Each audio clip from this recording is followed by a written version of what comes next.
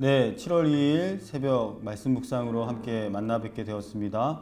오늘도 우리가 하나님의 말씀을 듣고 읽을 때에 하나님께서 우리에게 향하신 그 뜻이 바르게 읽혀지고 또 하나님과 친밀한 관계 가운데 나아갈 수 있는 저와 여러분 될 수 있기를 주님의 이름으로 축복합니다. 함께 기도하고 말씀 보겠습니다. 하나님 감사합니다. 이 아침 또 은혜를 입습니다. 우리가 은혜를 잊고 살아가지 않도록 그 첫 시간을 주님 앞에 서게 하시고 말씀을 듣게 하시니 이 말씀 들은 것을 우리의 삶에 실제적으로 잘 적용해 나아갈 수 있는 주님의 귀한 제자로 복된 삶을 누릴 수 있도록 축복하여 주시옵소서. 감사드리며 예수님의 이름으로 기도하옵나이다. 아멘. 네, 오늘 우리에게 주신 하나님의 말씀은 출애굽기 33장 12절에서 23절까지의 말씀입니다. 말씀 함께 보겠습니다. 모세가 여호와께 아뢰되 보시옵소서, 주께서 내게 이 백성을 인도하여 올라가라 하시면서 나와 함께 보낼 자를 내게 지시하지 아니하시나이다. 주께서 전에 말씀하시기를 나는 이름으로도 너를 알고 너도 내 앞에 은총을 입었다 하셨사온즉 내가 참으로 주의 목전에 은총을 입었사오면 원하건대 주의 길을 내게 보이사 내게 주를 알리시고 나로 주의 목전에 은총을 입게 하시며 이 족속을 주의 백성으로 여기소서. 내가 친히 가리라. 내가 너를 쉬게 하리라. 주께서 친히 가지 아니하시려거든 우리를 이곳에서 올려보내지 마옵소서. 나와 주의 백성이 주의 목전에 은총 입은 줄을 무엇으로 알리까? 주께서 우리와 함께 행하심으로 나와 주의 백성을 천하 만민 중에 구별하심이 아니니까. 네가 말하는 이 일도 내가 하리니 너는 내 목전에 은총을 입었고 내가 이름으로도 너를 알미라. 원하건대 주의 영광을 내게 보이소서. 내가 내 모든 선한 것을 내 앞으로 지나가게 하고 여호와의 이름을 내 앞에 선포하리라.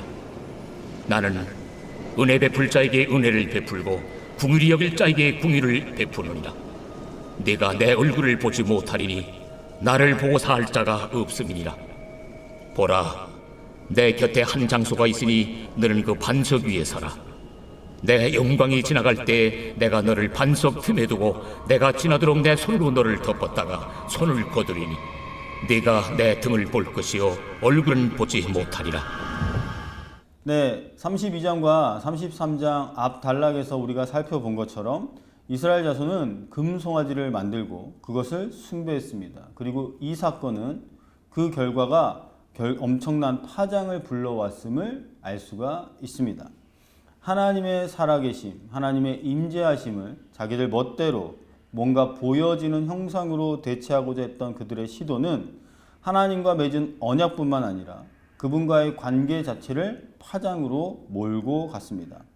이스라엘 자손은 거짓 우상을 만들고 그것을 하나님이 살아계시고 하나님이 임재하시는 도구와 근거로 삼으려고 했습니다. 그런데 그 우상 때문에 그토록 눈으로 확인하려고 했고 소유하려고 했던 하나님의 임재하심을 상실하게 되는 비극을 초래하고 만 것이죠. 이것이 무엇입니까?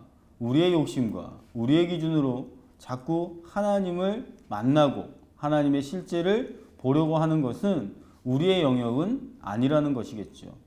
그런데 가까스로 모세의 중보 기도를 통하여 진멸당하는 상황까지 갔으나 가까스로 살아나게 되는 겁니다. 그리고 여호와께서는 거듭 그들과 함께 가나안 땅으로 올라가는 것을 이제 거부하십니다. 다시금 모세는 중재에 나서게 되죠. 그의 장막을 들고 백성들이 모여있는 진을 떠나서 하나님께 간구하기 시작했습니다. 이것은 죄악된 민족에서 벗어나 홀로 하나님과 대면하고자 했던 모세의 결단이었고요. 그리고 이 기도하는 장면을 성경은 이렇게까지 표현합니다. 사람이 자기의 친구와 이야기함 같이 여호와께서는 모세와 대면하여 말씀하셨다. 자, 앞절에서 이렇게 이야기를 했는데요. 오늘 읽은 본문에서 그 기도의 내용, 그 하나님과 대면하여 나눈 내용이 담겨져 있습니다. 오늘 본문의 말씀에 나와 있는 모세의 기도는 어떤 기도였을까요?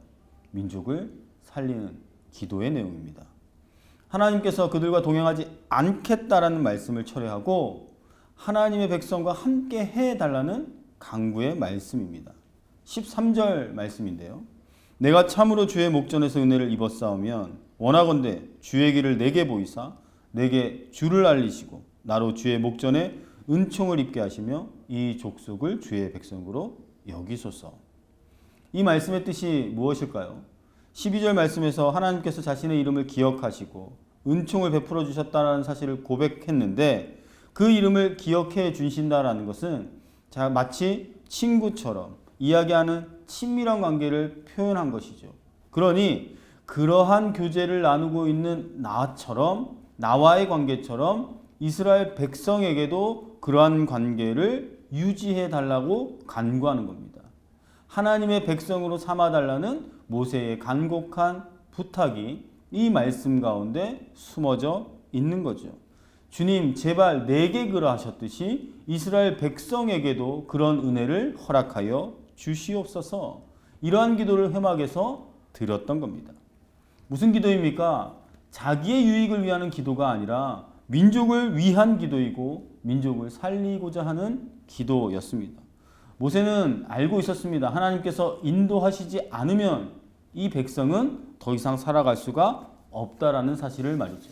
무사히 가나안 땅을 도착할 수가 없다라는 사실을 알고 있었습니다. 그러니 어떻게든 하나님께서 동행해 주셔야만 살 수 있음을 다시 한번 간구하고 있는 것입니다.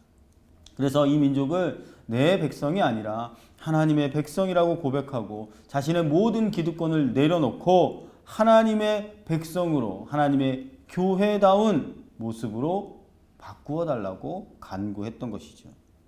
하나님은 이러한 기도를 들으시고 어떻게 이야기하십니까? 14절 말씀에 여호와께서 이르시되 내가 친히 가리라 내가 너를 쉬게 하리라. 놀랍게도 모세의 기도와 간구에 하나님께서 그 뜻을 돌이키십니다. 하나님께서는 처음 우상 숭배를 한 백성들을 보시고 이들을 진멸하신 후에 모세와 함께 새 백성을 통해 그분의 역사를 이루어 가겠다라고 하셨을 때도 모세의 간절한 중보의 기도로 뜻을 돌이키셨습니다.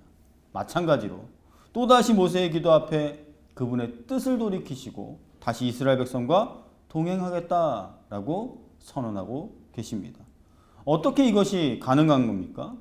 우리는 이것을 합리적으로 설명할 수는 없을 것입니다. 근데 분명한 한 가지 사실은 민족의 지도자였던 모세가 하나님께 합한 기도, 하나님의 마음에 흡족한 기도를 드렸기 때문이라는 것은 우리가 충분히 알 수가 있습니다.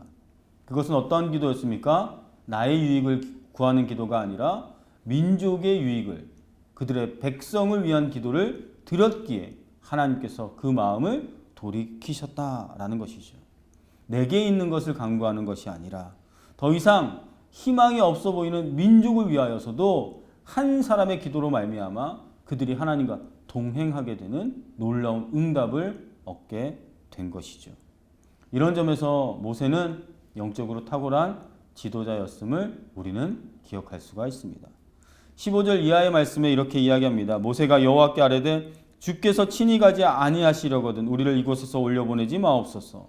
나와 주의 백성이 목전에 은총을 입은 줄을 무엇으로 알리이까? 주께서 우리와 함께 행하심으로 나와 주의 백성을 천하 만민 중에 구별하심이 아니니까. 하나님이 함께 하시지 않는 이스라엘은 더 이상 세상과 구별된 이스라엘이 될 수 없다는 절박함으로 하나님께 구한 것이죠.